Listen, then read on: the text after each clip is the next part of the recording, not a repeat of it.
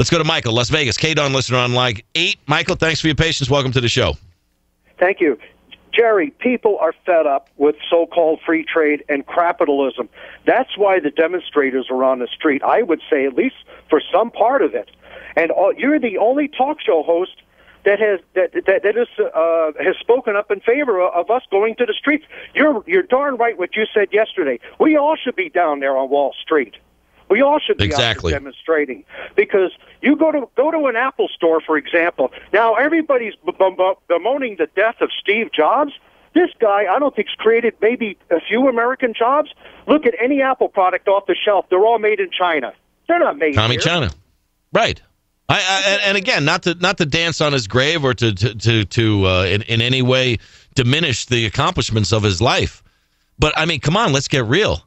I mean, if people think that what's happening on Lower Manhattan is just a bunch of hippies and beatniks, they couldn't be further from the truth. If you think that the housing market was manipulated by Wall Street and because of lousy legislation out of people like Barney Frank, who watered down lending standards 23 times to the point that you could use food stamps as income to qualify for a mortgage, then you should be in Lower Manhattan protesting with these people. If you think that the global sellouts and the 60% of the TARP money that went to foreign banks, including the Libyan Investment Authority and the Libyan Central Bank that was supposedly going to our banks, that was supposed to prop up our banking institutions, that we'd be able to lend money to small, you should be at Lower Manhattan. If you think the politicians have sold out to the special interest and that the special interests run it and Wall Street figures out a way how to parlay all of that, then you should be at Lower Manhattan. If you're tired of the status quo, you should be at Lower Manhattan. If you're tired of products made in China, you should be in Lower Manhattan. If you're tired of crappy trade deals like NAFTA and CAFTA and SHAFTA, you should be in Lower Manhattan.